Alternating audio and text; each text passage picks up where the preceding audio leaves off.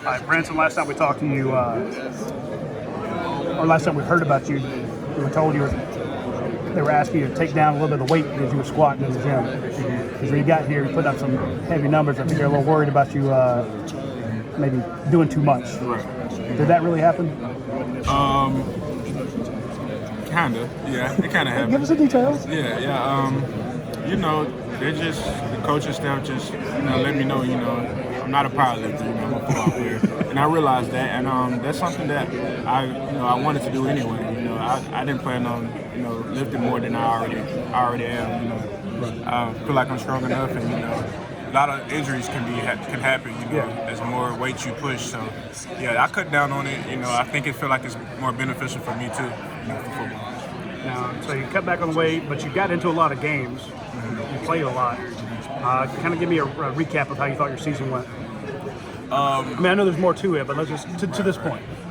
To this point, I feel like I made the most of my opportunities. I'm still in the development process, still learning things about this offense, a very complicated offense, and as far as protection schemes and everything like that. But I'm always learning for the other three backs. I'm always learning from Coach McGee, and I'm keep getting better every day. What's it like playing for Coach McGee? It's a great experience. These guys know the game inside and out. I mean, no different schemes. Sometimes I don't know what he be talking about. This is something that I never, picked up on in high school. Something I never learned in high school, and it's a big change. Coming to the SEC from high school and learning, really how football is played. So he's a great coach. He knows his stuff. What's the hardest thing to pick up? Probably the protection, yes. It's most definitely the protection. In this offense, the protection. The different schemes that different defenses play, we have to, it depends on what the line says, the offensive line. Whatever they point, we got to know where to go out the line. And it can be complicated sometimes, what I'm saying. How much you talk to Andrew Paul? Every day. He's my roommate. He's my roommate now in the hotel, but he's also my roommate in college. So, we're best friends. Basically. So we don't get to talk to him. He had that injury. Right. What's your message to him? How do you guys talk to him and try to keep his spirits up while he recovers? One thing about Andrew, he's level-minded. He didn't let the injury, affect his mental.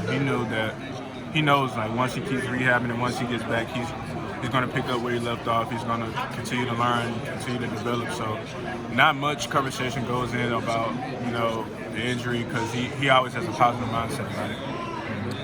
What have you learned from these guys to your left here? You got Dejan Edwards, Kendall Milton, Kenny Mack. What have you learned from those guys? Certain nuances of the game as far as, running schemes and running the ball. I mean, I thought I knew everything about running the ball, but these guys, been with Coach McGee, all these years, you're bound to pick up, certain things that you didn't know. And these guys, as far as protection, running routes out of the backfield, everything, I pretty much learned from them. What's your current height and weight? I'm 5'11", 220 pounds. Is that where you want to be? Yeah, I don't want to get bigger. And you dialed back some of those weight room numbers. Give me your latest ones. I'm still squatting around 615.